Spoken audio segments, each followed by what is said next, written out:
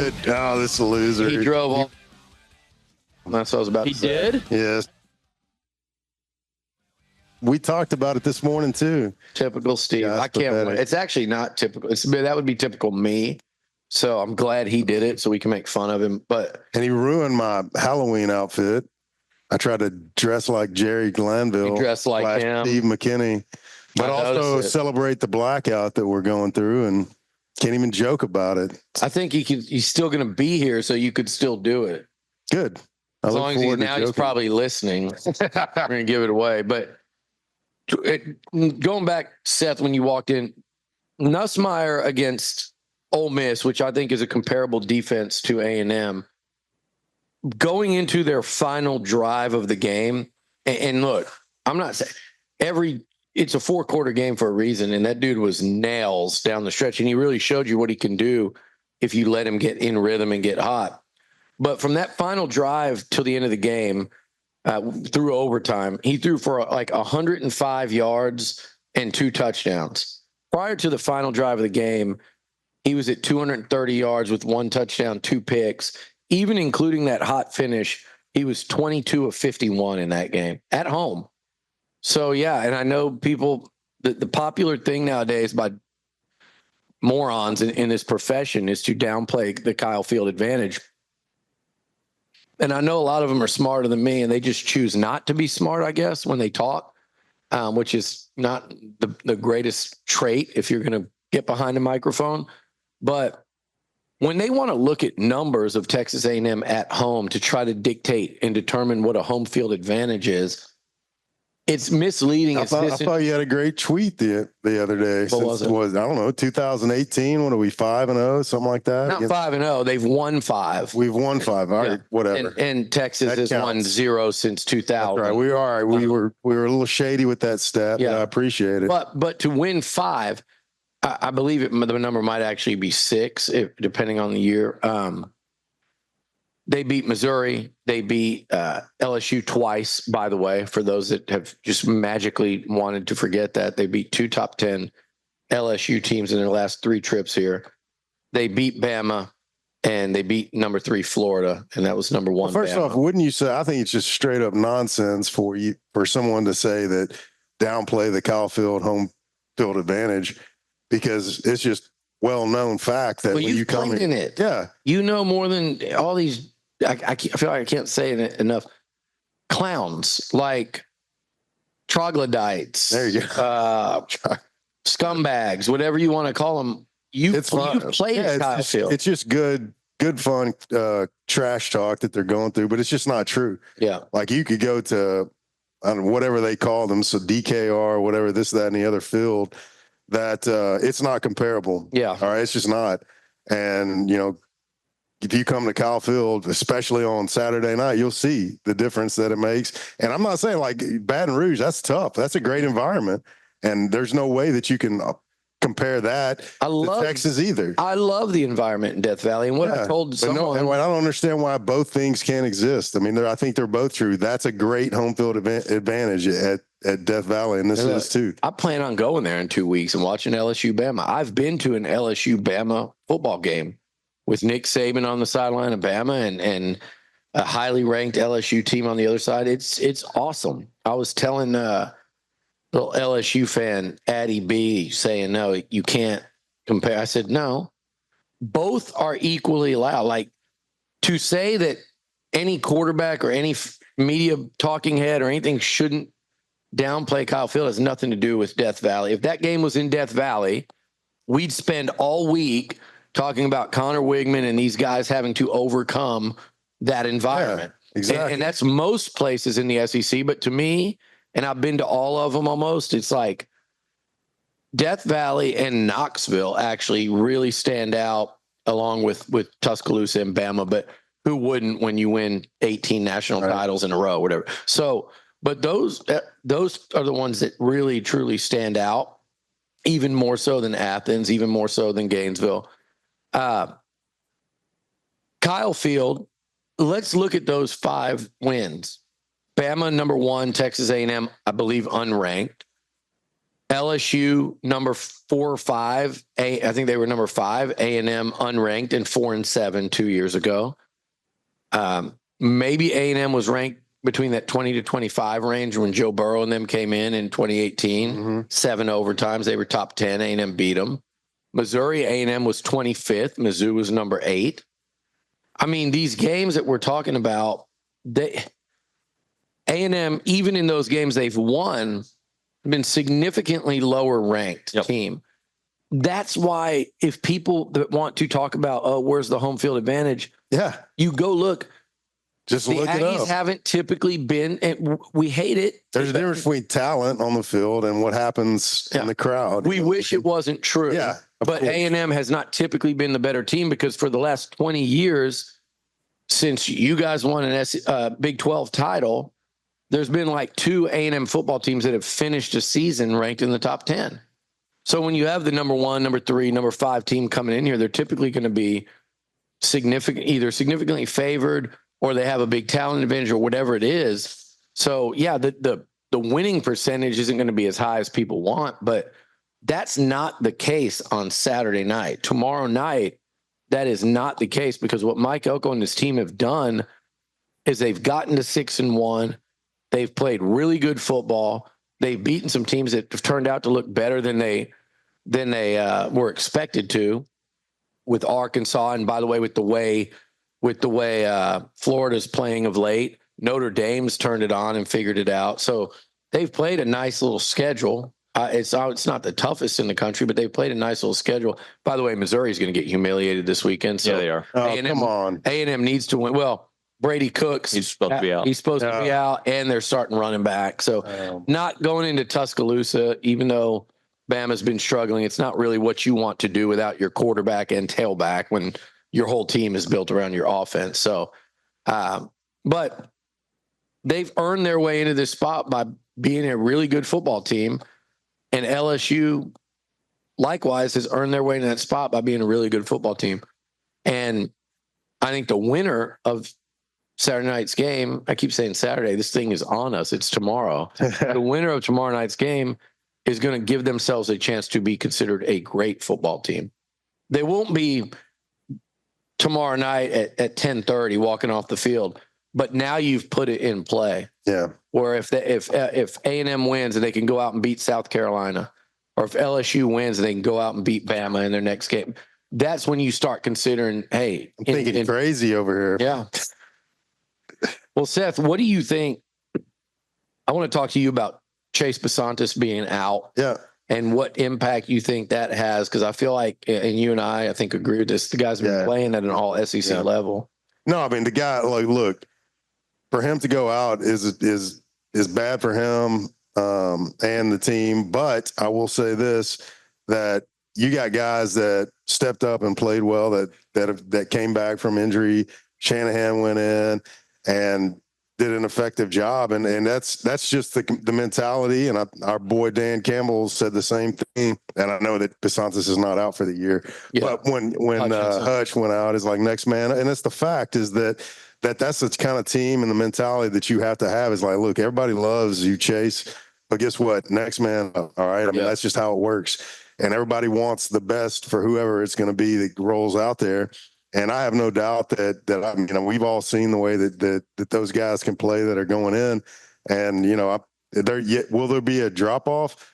Most likely, yeah, because that's how good Besantis is. I mean, he's a great player, but I don't think that we should skip a beat there. I know LSU has a great defense and a great defensive line, but I also have faith in the way that and what Cushing is coaching up there and the way they played. I should not doubt. I have no doubt, as a guy, somebody that's been through and someone that's seen what they're doing this year, that they're going to roll out an offensive line that is well prepared and will do a great job. What do you think about their defensive line, Billy?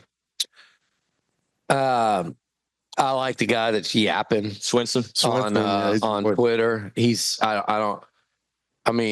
Whatever. It's been funny to me to watch the media trip all over themselves to try to, oh man, this is a great opportunity for clicks. And they just start retweeting it and quote, and it's just like you watch, like, as the minutes went by, everyone trying to be the one to hit the banger out of the one that hit out of the Swinton, Armage, Reed Adams stuff. But it's like sometimes you just have to put your hands up and say, I'm gonna sit this one out because it was like just dork patrol over there. Oh, this could not have gone any better. Uber geek walking in. Yes. Glanville. Look what Seth's wearing. Happy Halloween, brother. This is great. Well, you're always all black, so this just worked out perfectly. Dark Aggie. Seth thinks he gets out of uniform one day, and we're supposed to celebrate it. It's Halloween. Yeah, it's like there's some huge surprise. Costume. You're just wearing... dressed like Steve. That's the joke. Get on board. Aha. Hilarious. Hey, sorry, I guess I didn't text you about the cheese and everything. Yeah, I walk into your studio. I see you up on the screen. Have the McDonald's pants. I don't recognize that backdrop. Pretty sure I texted the group. Apparently, he texted the group. Seth told you. I did tell you this morning. And you were 50 yards away working out. I know. Yeah. I mean, a nice little driver on College Station. I'm not making fun of you because I would do the same thing. By the way, do you see who's sitting over there? Where is he? The lumpster. Lumpy.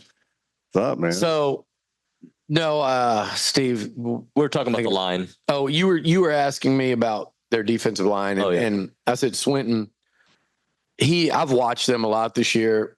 He's scary good off the edge. It pisses you off because I don't think even they thought he was going to be that this year. And I damn sure know that their fans weren't banging the Whit Weeks drum, honky badger or whatever they're calling him. Yeah, they weren't. I know they weren't. But I know, like at the end of last season, they weren't like, man, our front seven's going to be really nice because we got Whit Weeks and Swinton. But that's how it's worked out. And those two guys, they're just flat out balling. Yeah, you watch 4 and you watch 40, and they make plays everywhere. So yeah, I mean they're a problem, which is interesting because I do think if you can get time, I do think whereas their secondary has probably gotten a little better, I still think you can absolutely have them on the back, in the back end of that defense if you give Wigman time to throw and you let plays develop. As a reminder, the final segment of the show is brought to you by Double Dave's. That is at 10:50. But right now, caller number 12, 979-693-1150. We'll hook you up with your choice of a dozen pepperoni rolls and a large one-topping pizza from Double Dave's. They've been serving Aggieland since 1984 with your favorite pizza. And, of course, those world-famous pepperoni rolls. Reliable in-house delivery, bringing piping hot goodness straight to your door. Just click on doubledaves.com, and your favorites are on their way. Steve, I want you to weigh in on the offensive line side of things because we talked a little bit about the injury situation, the Chase Basantis, and how that's going to affect the group overall. Well, I mean, you're really replacing him with a guy that started. I'm guessing Newberry's taking his spot. It's BJ Shanahan. Shanahan, he just as good. I mean, Shanahan when he was playing at center, I mean, you could tell that he was ready to play. He was playing at a very high physical level, even for SEC standards. So, replacing Basantis, is he going to completely fill his shoes? Probably not. But I think that the drop off is going to be minimal enough. And I still think you maintain that nastiness, that attitude that the O-line's been playing with. So from that standpoint, I'm not as concerned. Here's a stat I found. LSU has allowed over 200 yards rushing just once this season. South Carolina did average almost 6 yards per carry. And that's the only offense that's been able to run the ball on them. A&M's bread and butter South Carolina gashed them. Yep. Yeah. Well, hopefully we can pick it up from last week. I heard in the running game. I saw a little reel or whatever, and it was pretty unbiased assessment from an LSU guy, and he was like breaking down what these run defenses were that A&M's played in the SEC, and they're not very good. It's Missouri, it's Arkansas, it's Florida. I thought Arkansas's run defense was pretty good to the eyeball test, but he was going just statistically. And look, they ran on Arkansas too. So, but it was Arkansas, Florida, Missouri, and Mississippi State, right? But then I'm waiting for the capper. Was he going to tell me LSU's run defense was ranked third in the SEC, whatever they were? Because before I'd looked it up, and they're like 8th or 9th. So I think they're 9th, and they're like right in the middle of the 16-team pack. And the teams A&M played, one of them, Mississippi State, was second to last. Okay, that's great. And I agree. The A&M did not run the ball as well against Mississippi State as I thought. They also had 2 carries for 70 yards called back off of penalties that had nothing to do with the run. Like Right. the worst holding call in history So Yeah. bad. on Such a Armand bad- Reed Adams, and then the other one was an illegal And you're going to formation. get there, but I know that. But those are the runs that break teams' backs. Yeah. You're able to open up and you're able to do more. And the fourth quarter, but run the ball more effectively when you're able to get chunk plays. Like nobody runs for 6 yards to carry without a big chunk play. It just doesn't happen.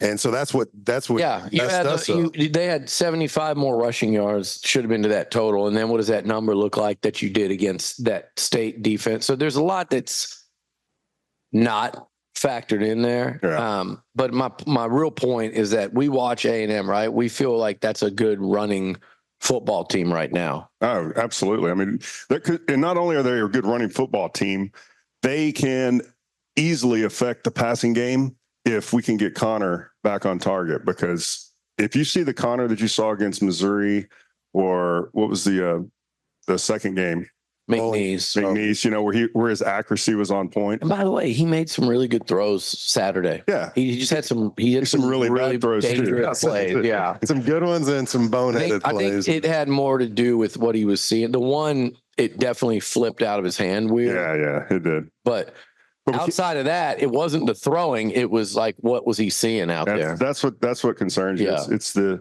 eyes. Right. Is his eyes going to be ready on Saturday? Because if he's the Connor that he can be, I mean, I think A&M walks away with a win here. Well, Chili here on the YouTube page, he's an LSU fan, very nice, contributes to the show off, and he says that South Carolina, the difference in that game is that South Carolina has a mobile quarterback. They do, and he says A&M does not. That is true. Sellers was cutting them up, and it really opened things up for Rocket Sanders. I watched that game, and they were gashing the LSU defense, but a lot of that did have to do with Sellers. And when he got hurt, Robbie Ashford couldn't do it because he was a non-threat as a passer. Right. That's so.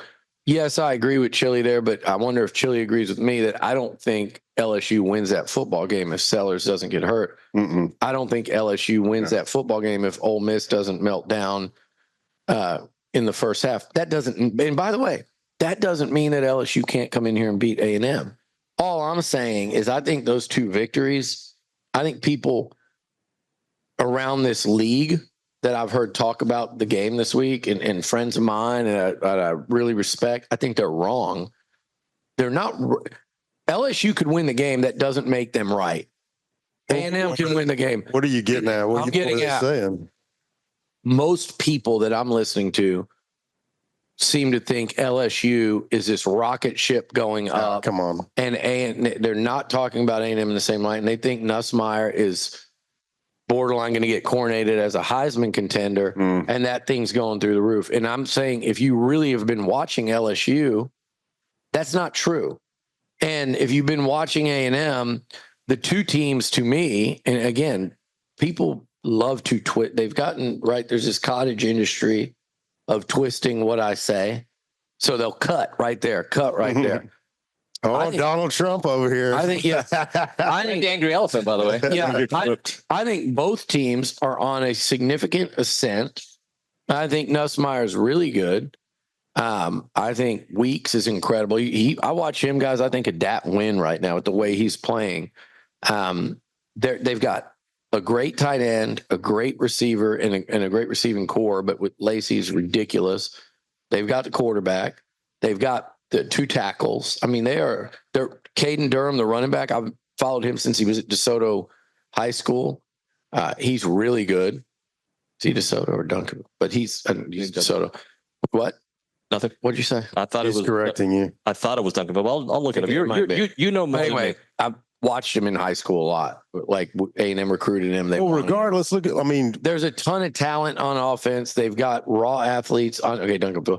DeSoto's A&M's running back, Tiger, this year. So they've got a ton of talent on offense. There's nothing wrong with that team. But what I think people are missing is they're both doing this, but neither team is great. Mm-hmm. And nothing LSU has done is great. And nothing A&M's done is great, other than they both started with a loss and they've won every game since. That's great. Mm-hmm. But LSU could easily easily have 2 and easily have 3 losses. Texas A&M could have easily lost the Arkansas game, and they could have lost Bowling Green a few weeks ago. So I just think the coverage and how people see this thing going is what's off. Yeah, I think it's a total disappointing point. if people actually think that. I think that you got 2 really good teams out there that have found a way to win, and that's what makes this game so exciting. And I mean, like, if they're so adamant about LSU winning, put your money on the line and bet that's what 2-point spread or whatever now, you know. Yeah. Well, I don't know where this narrative's coming from, because that's not what I'm hearing. You know, I'm listening to the national radio and watching the national broadcasters talk. They're giving A&M love. I mean, it seems to me very split. You know, I think you got 2 teams that are very. I don't know what you're watching. I feel like I'm hearing a lot of Billy's algorithm is so negative toward A&M. I don't think he's watching. I think he's just saying this right now. I swear. This is the same guy. Listen to the radio on the way down. This is the same guy that A&M. couldn't even make his way. He didn't even pay attention to his own phone. Yeah, I just wasn't that important. Who picked A&M? Who were you listening to? It was, the Danny Cannell, David Nuno, Dusty, and Dusty's been pretty high on the Aggies.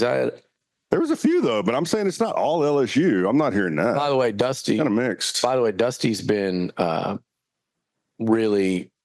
I feel like he does a tremendous job, not only on radio, but when he breaks down games. And he's good. And I know just from talking to him, like on A&M's game days, on games he covers, like the amount of work that dude puts into prep. So if you're looking for somebody that's got like staying power in this thing, it's Dusty Dvorak. And it reminds me of like Cole Kubelik was when he was coming up. Must be something about you offensive linemen. No. Dusty was a defensive lineman. No, that's true. I still remember blocking him. Did you block him? Yeah. How'd you do against him? He's pretty small, compared to you. No, he played at OU, right? Yeah, he's great player. Yeah. How'd you do against him? I thought I did well. I believe you, because Seth will tell you when he didn't do well. Yeah. I'm not scared. I met, by the way, I said it wasn't fun blocking Casey Hampton or Sean Rogers. I met Sean Rogers last weekend in Dallas after the Cowboys. Oh yeah, he's still a big old boy. Game. Jeez, he's actually probably lost quite a bit of weight. He's still big. I mean, he's what, 6'4", and in his prime, dude, unblockable. This guy, man. I mean, just I told him that. I told him what you said about him. He remembered you, and oh man, that means a lot. I'm glad you remembered. He's probably like, I ragdolled that guy. Yeah. Was he on the Aggie offensive line? Because we destroyed them. I was talking about Cleveland, man. When he was in Cleveland, he's just like teammate. Whenever he wanted to play, like he would just ruin practice. Like, oh yeah, it was bad. If he didn't want you to block him, couldn't. They basically, coaches were like, "Hey, come on, we're trying to get better here, guys. Here we go. Time out. The bad guy's giving me the look. Oh, the clock. Oh, really? I mean, he's into like I'm the bad guy. Total, like beyond the wrist. Say goodnight to the bad guy. Okay. Where's LSU vulnerable, guys? So let's talk about where we think that they're vulnerable, both offensively and defensively. Seth, start us off. Well, I mean, I can only really truly speak about what A&M is good and where I think that they're most vulnerable, and that is like at our offensive line. I think we're really good, and even though we're losing DeSantis, I feel like you got a great matchup at tackle with the good defensive end Swinton, and I think that they have a great, I wouldn't say great, a good defensive line. Their linebackers, they lost, of course, Harold Perkins, and now they've got the whatever they call them, the honky badger over there. And so I think that up front, our front seven should do a good job against them, but they're not weak there. But I think that is where we're going to have the biggest advantage, and I think that we should be able to run the ball against them pretty well. And we have in the past. Our only bad game at it, I'd say, was last week, but I think that we can build on that. I think that defensively we're going to do a good job against the run. I think our front seven's better than their front seven easily. I think our defensive line's better than their defensive line. I'll give you that. Is A&M's defensive line better than LSU's offensive line? I think they it'll are be their biggest challenge. Yeah, I think they are, because Will Campbell's greatness notwithstanding. Yeah, I mean, but you watch like the Arkansas game, they covered up Arkansas pretty well. Mm-hmm. They were it wasn't just all big runs. You know, they were getting their 4, 5, 6 yards pretty much every time they ran the ball. Our defense, dude, Elko has done such an amazing job with disguising blitzes and bringing pressure. Arkansas didn't do any of that. Like, they're going to see things from our defense that they haven't seen all year. So they're going to get tested far beyond what they've been tested. And also, they'll have 110,000 fans going crazy, and that'll give them a split second edge, which is a big deal. No, I don't care who you are. That's a big deal when you're not getting off on the snap count when you should be. And I think that probably the biggest, most important part for our game is to not give up the big plays in the pass game. Yeah, because you know they'll try to nickel and dime you with their little swing passes out to the receivers, trying to pick up 4 or 5 yards. But then they'll just almost every drive they're going to launch one, and that's dangerous against. If there is a weakness in this defense, that has been it. It's not just the big plays too. It's the near misses on big plays, and that's because really. In the last few weeks, what have they actually given up big play wise? The first quarter against Mississippi State, early on in that one, they hit one long one over the top. They had 2 big runs. Mm-hmm. They nothing after in the second half. Right. Nothing, 0. Yeah. Arkansas hit one on a great scramble that should have been a sack. That was it for 4 quarters. Right. Missouri hit one when the game was 34-0. When they were holding Shamar Stewart. When they tackled Shamar Stewart practically. So I could see a world where it doesn't, but it's enough that it scares you because Mizzou did have one that they missed and one that was called back. And well, it depends on how the game goes and how the scoring goes. You know, if it's a 21-17 type game, that one big play in the pass game can hurt you. Yeah. You know, if this turns into a 35-28 type of game, we can afford to give up one. But you said it earlier, Steve. Like and he's been flashy this year. Is Connor, man? If he's dialed in, then I think that's a huge. Well, obviously it's a huge advantage, but I think that's a great plus for us for something that we can take advantage of for them when they're rolling out their defense. Where I think A&M can win is at the interior. On both lines, like LSU, I think Will Campbell's great. I think Emory Jones is good. He's an NFL tackle, but I think Will Campbell's great. Emory not nearly as good. So what's going to be interesting is that we keep talking about Campbell versus Scorton or Campbell versus Stewart. My thing is when that's going on, watch the other guy. Yeah, because that to me is where they can eat. Yeah. But to me, it's the inside. LSU's line it's not bad at all on the inside, but it's not like it is at tackle. And then defensively, I think even without Basantis, damn, if they'd have had Chase, I would really stand firm on this. But Reed Adams, Coley, Shanahan, Dewberry's going to play some. I think those guys in the inside, I think that's where they can. You don't want to let Whit Weeks run and chase and pursue. That's where he'll kill you. Yeah. But I think A&M and Le'Veon Moss getting downhill is an advantage.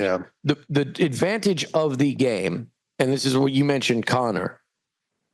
For A&M to win, I still think Major Burns, Jordan Gilbert, that LSU secondary can absolutely be had. The question is going to be, is Connor in rhythm and on target? Does he have the protection to do it and keep Swinton and those guys off of him?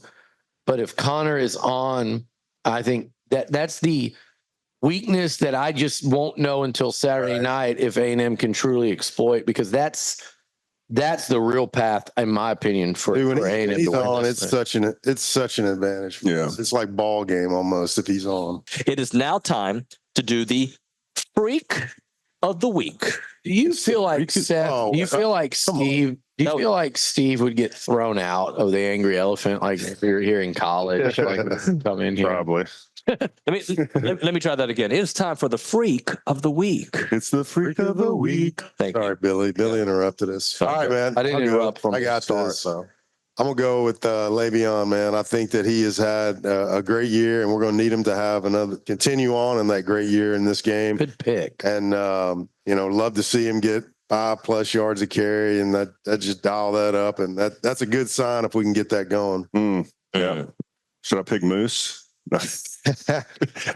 LSU fans, they're probably scared of him. They're terrified. No, I'm going to go Noah Thomas. I mean, I think this is a time for.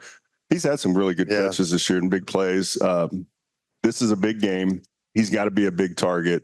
You know, I think Connor hopefully goes at him a couple of times and gives him a chance at a deep ball, man. I mean, he's had some nice, big catches over the middle and made some runs after the catch, but yet to see him really make that big, 50-yard down the field catch. I want to go Trey Zune because I think that would be massive if he just rose to the occasion, which he's done, by the way, all season quietly. No one talks about him, but I'm going to go with, man, I just think it's got to be this is a game where 11-4 just it's like you're being called out without being called out. Mm-hmm. You got to hear all about these LSU tackles and how good they are. Mm-hmm. And these are two future NFL defensive linemen going against two future NFL offensive tackles. And if you want to win the game, your best players have to win the game. And I think 11-4, if they rise up and you look into the game and we're walking out there going, man, those two dudes, they were all over Nussmeier and they were shutting down the running game, like you said. And you look at their stats. So it's those two, but let's just call it what it is. This A&M D-line needs to take over this football game. And they need to get after Nuss and shut down that run. And they need to have their best game of the year. And the reason I'm putting them freak of the week, and I'm saying they need to, but they also can. Mm-hmm. And I expect that they will. It is now time for the Sleeper of the Week, presented by the Sleep Station. Go see Jared McLeod and ask about the Tempur-Pedic mattress or the Purple mattress in the Specs parking lot at Texas and Harvey and in front of the Lowe's at William D. Fitch and Highway 6. The website is thesleepstation.com. Steve McKinney, who's your sleeper? I like the blanket. The lead, man. I mean, get it? Did you do that on purpose? The sleeper and the blanket? Really well played. No, he did. There's no way. I could have claimed that. He's my X factor on defense because. Ooh, now we have a new segment. Yeah, we need him. The X factor. No, I think this is a huge game for a guy like him to step up. I mean, they depend on their receivers, not just when they're taking shots, but to move the ball on first and second down to stay ahead in the chains. They don't want to run the ball every time on first and second down. They like to throw their little out. What do you call those anyways? Little wide receiver screens. They love to throw those. You put too many people in the box, they're going straight to the wide receiver screen. So you got to have guys like him that are going to step up and make those tackles, keep them behind the chains where they're not getting those 5-6 yards. Yeah. Oh, I didn't know I was up. I'm sorry. I'm going to go with Jabray Barber. I think that he's been playing well lately. I'd love to. I don't know. How do you say it then? I think it's Jabray. Jabray, my bad. Says it. I'm just reading it like that's not bad. You've done. I mean, it could have been a lot worse. That's really great for me. Come on, give me credit. No, but I think he's going to have a great game, and I'm excited to help watch him continue to play like he has since he's been healthy. He's due to bust out with a big play. Like on a short pass, just bust one out. It's coming. He's been close. I like that, Seth. I like that. First of all, I've got an interception.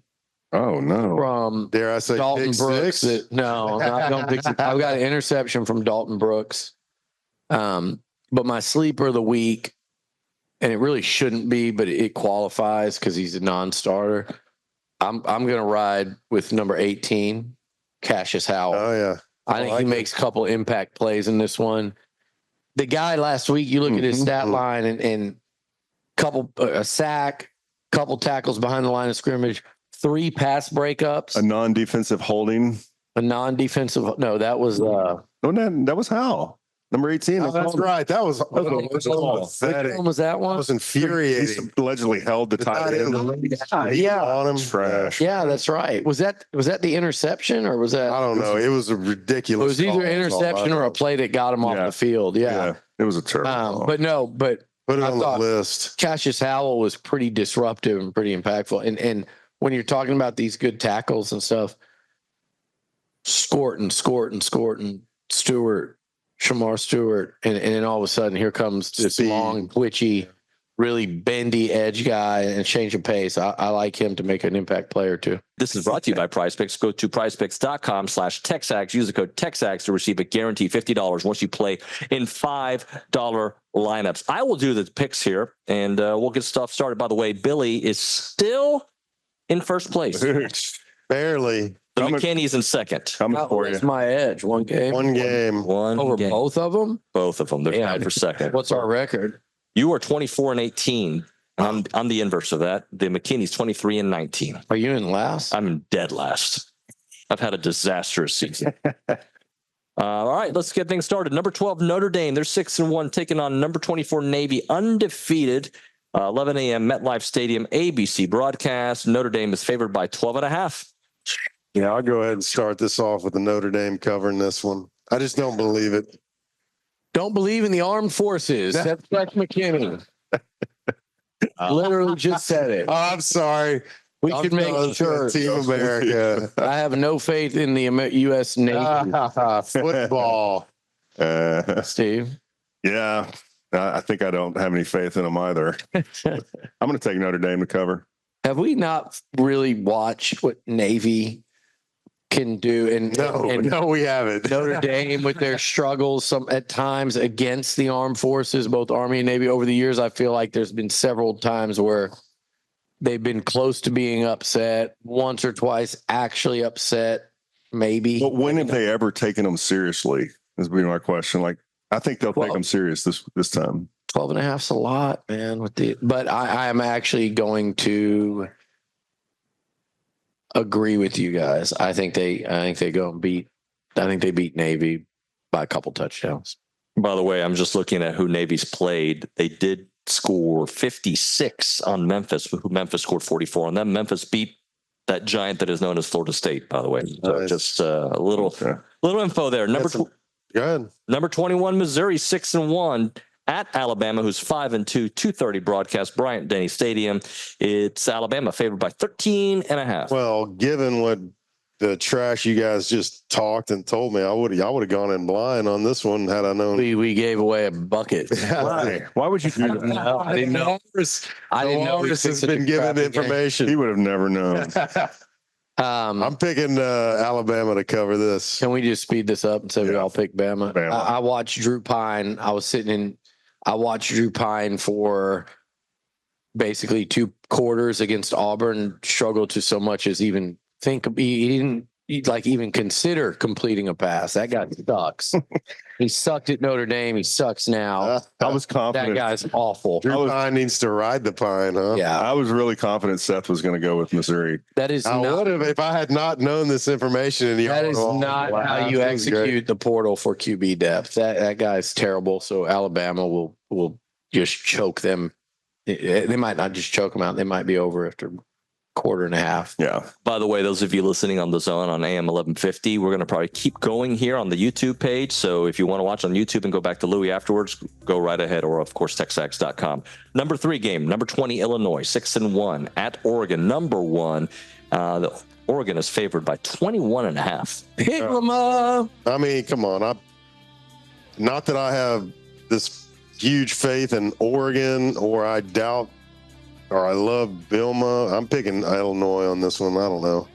That's just a lot of points. I just don't believe Oregon that much. Yeah, I don't either, man. I mean, Illinois they've been pleasantly surprising this year. They play tough football. What do they do? They just beat Michigan.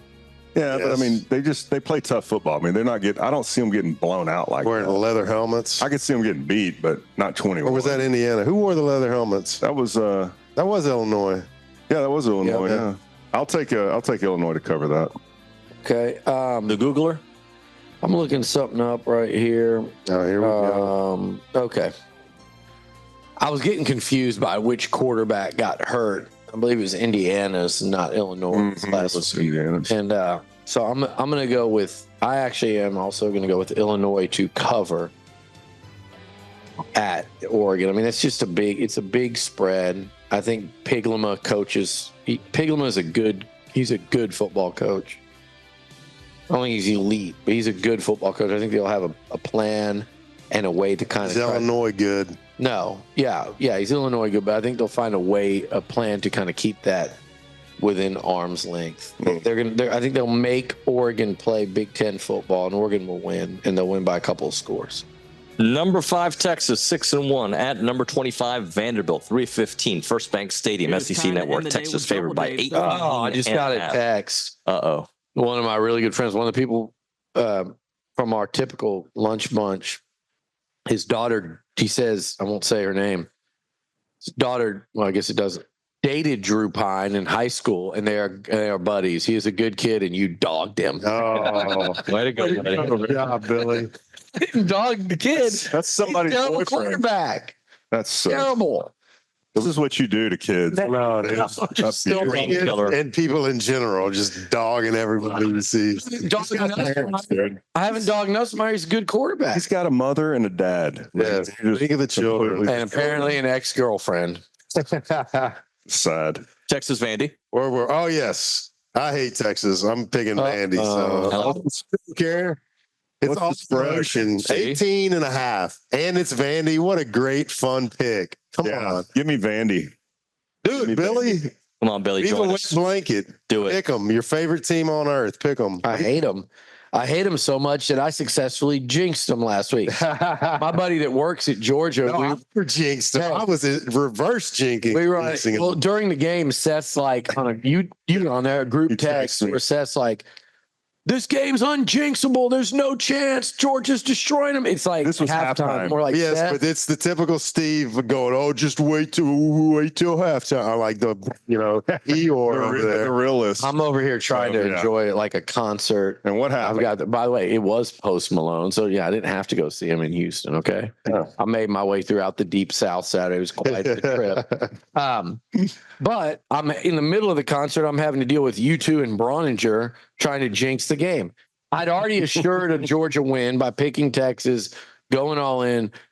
One of my buddies works at Georgia, and we're group texting, congratulating and stuff. He's like, he quoted me, which was an awesome quote, and I'll read it as I make my pick, which is going to be, it's actually going to be Vandy to cover, Texas to win. I do think the text was, he was quoting me and says, "I think the Longhorns are going to roll in Austin, Chip," as if I was talking to Chip Brown. And then he did the 2 hours later. But Nice. no, I think Texas wins but doesn't cover. I think Pavia and Vandy show a lot of fight. That's guys, my expectation, but I'm hoping Pavia shows up. but being serious, I just don't like that matchup for them necessarily, because I just think Texas's receivers against that, they're skill guys against the Vandy talent level. Mm-hmm. And I know you could say that about Bama too, but I think that Texas offense is clearly functioning, even though Georgia shut them down. They're functioning better than what Alabama's is doing right now. I think the last few weeks have shown that.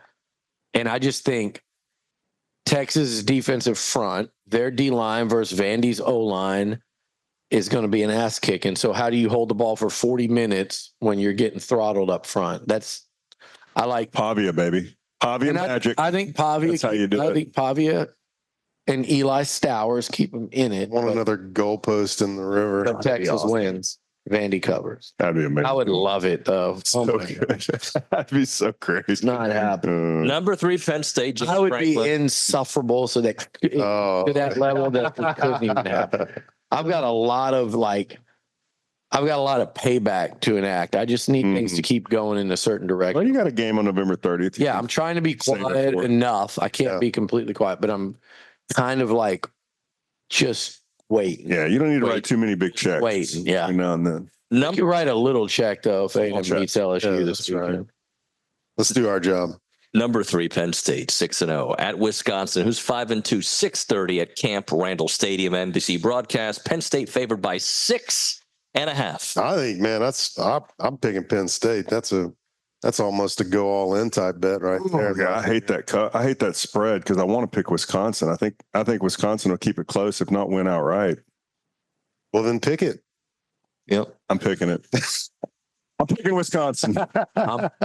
So we got to pick some games different. Yeah. I'm going with Seth on this one. James Franklin's had a rough week. Yeah, they're asking him about the stuff with the former Penn State players. They're not, in the media, like it was a tense situation yesterday. I think he's going to go in pissed off and ready to just go out there and the football coach just wants to football. And I think they're tired of, being asked the tough questions that comes with it. But I think they're going to be ready to go out there. I'll either be in first place next week or third. They're really a good team. Penn State is this year. Here we go. Number 8 LSU. They're 6-1 at number 14 Texas A&M. Blackout. Still on this phone. A&M is 6-1 as well. 3:15. Kyle Field, ABC broadcast. Texas A&M is favored by 2.5. Oh, Are they still on this one? 2.5, whatever. I think when they write this, we keep it at Why this. don't we check that line? Because that's not for A&M No, games. we're keeping this line. No, I don't think we No, are. we are. I don't think that's fair. What's fair is what's That's how we've texted always out done has it. always been that way. We have to, Are you man. changing the laws The now? Alabama line's like 18.5 now. I'm just curious. That's how we've always done it. But I'm curious to see how badly see if I can you're find it. a team Like I of- said, into Kyle Field, 2.5 underdogs, according to kickoff Saturday, 7:30. This is according to ESPN Bet. right now. That's the most recent column. Anybody else? What? No, I'm Minus one. minus one. So A&M is Your covering crack this. team of experts can't make a simple number adjustment on a Friday. Well, you know what? Look, I'm in favor of it because I'm picking How about- A&M. let's do this. Okay, so you want to play this game from now Hold on, on? We hold just on. keep doing it every Hold on. week. It's an A&M game, and I'm Hey. picking them. So yes, We're about to minus do the one. show, guys. Can you look up the 5 lines? Dun-dun-dun. There's one. Okay. 2.5. Cross it out. 1. Hey, guess what? 18. Cross it out. 19.5. Hey, executive editor, Oh let my me God. tell you how this works. Here. It takes me 9 months to get responses from people who aren't on the show for their picks. I'm just So talking. I'm just saying I start on Wednesday That and is I true. pray that I get it by You do Friday. have some remote people that you have to. Thank you. Okay, so for that, I will Mm. give you. But this thing about making it like you're asking this crew over here to split the freaking atom to go change stuff. I mean, Oppenheimer. God forbid you ask someone to do something under crunch time. Not you, but just anybody in 2024. It's like heads start exploding. If there's any level of like pressure, Would you like to change? you know what, it up Nick? to the minute? I will say Nick and Zane handled a very high pressure situation this week with the Feinbaum show because things were falling apart all around us. They weren't hearing good. I think it was on their end. I was getting them like, y'all can't screw this up. Let's go. We're getting tired of the issues with the new studio. And these two delivered under pressure. Let's go, dude. There you go, Zane. There's also That's what I'm graphics that we talking make. about. We have to make graphics in advance. There's a lot that goes There's into a lot it. that goes on, There's Billy. been some rumors about Team Nuno. I'm not going to say there's been whispers. Yeah. Put together a weak team is what you're saying. What I've now successfully done is cost myself 10 minutes later today. It usually comes back to leadership. If I'm being serious. Hey, wait, like, Wait. serious Are you issue? comparing me to Bronny? I've never followed up. I do it in the moment. Why to get awkward? Let's get back I'm to the just kidding. pick, I though. know I've got a lot 10 minutes later today. That was. I'm not gonna call you. Are they Trust seriously me. talking about? All right. I'm picking A&M. A&M is Yeah. going to I'll cover. fire people now. I had a bit of a narrative on why I picked A&M, and that is because Connor, all right, is going to go out and have the type of game he did against Mizzou, and not the type of game he did against Notre Dame, nor which last week was better than Notre Dame. But Yeah. anyways, I think he's going to be I think on. he's gonna be man. on. I think he's going to be well protected despite all the trash talk, and I can't wait to see it. It's going to be a fun game, the greatest atmosphere we've seen in a long time. All right, and blacked out. I'm excited. I'm hyped up. I'm blacked out, too. I am. I'm blacking out just thinking about it. Every day is a blackout day for Steve, so this is just normal.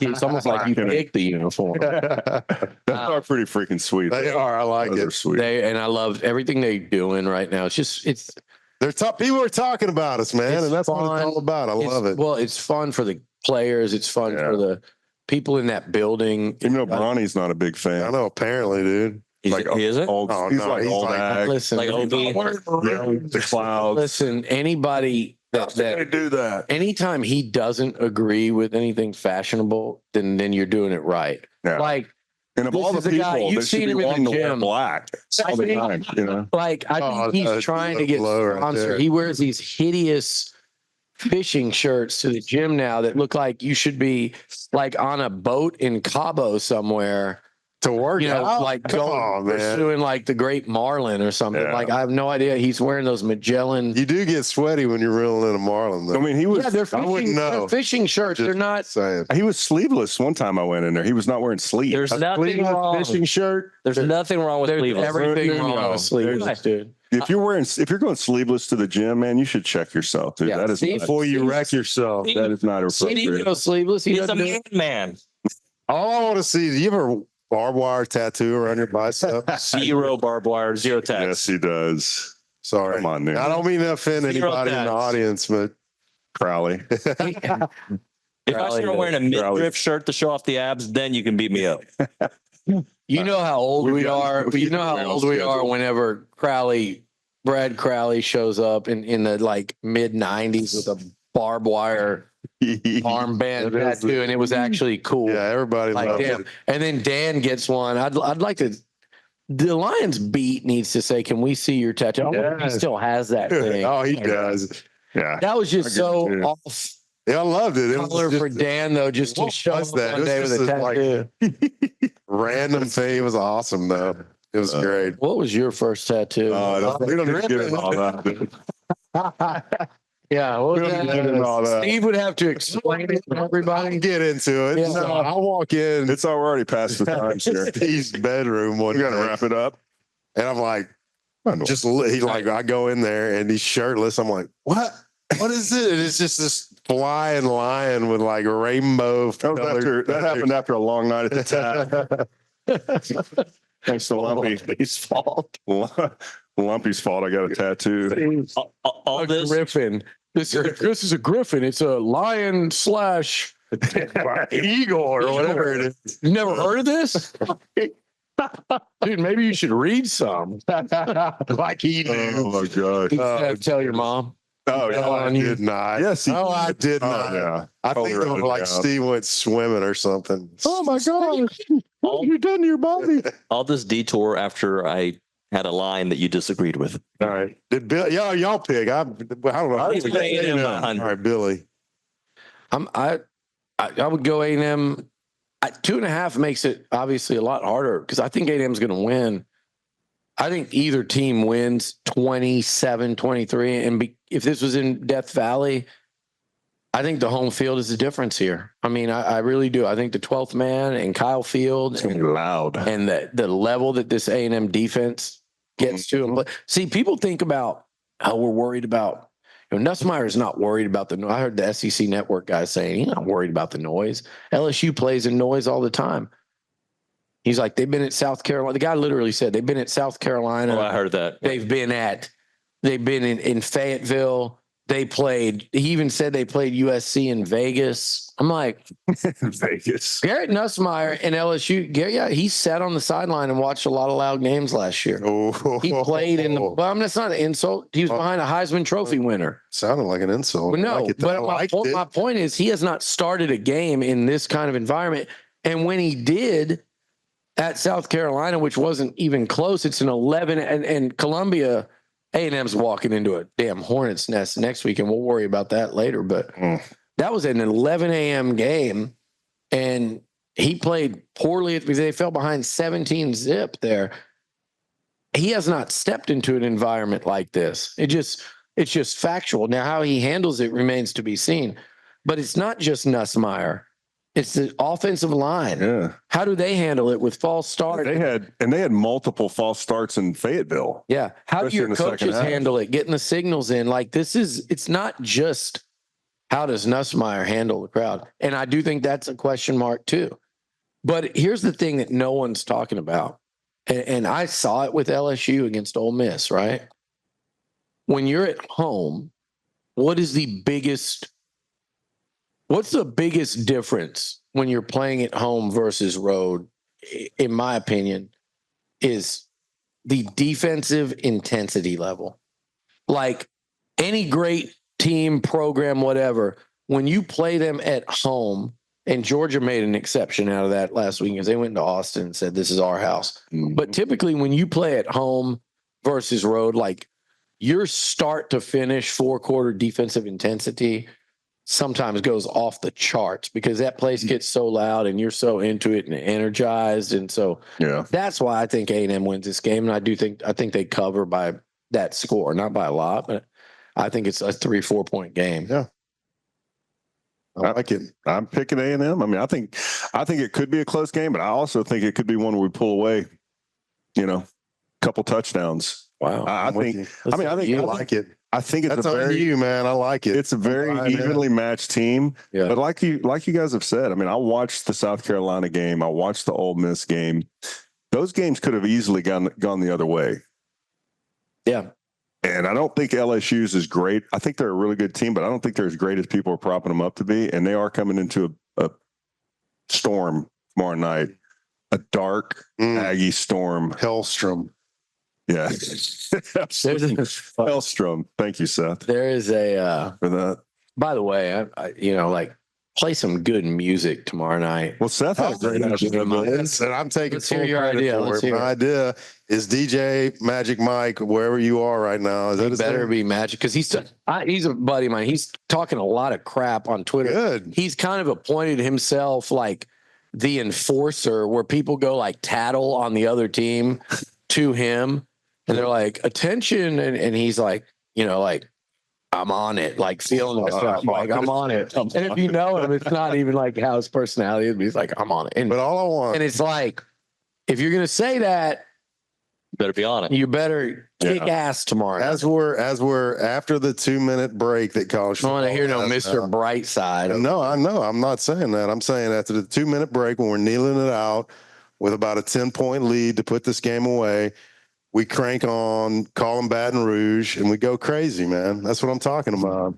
When we're kneeling to win, It's not his worst. calling Baton Rouge. It's not your worst idea. I would do that. Would be. We got to be kneeling to win, DJ Mike. They're bringing Don't be stupid about it. on the flip side, they're bringing their band, Oh, and you don't want them singing their. You don't want them. It makes me mad. You don't want them singing their I don't song. care. They can sing whatever they want as long as they don't do that. Like Well, they're going. Oh my word! Get ready for it.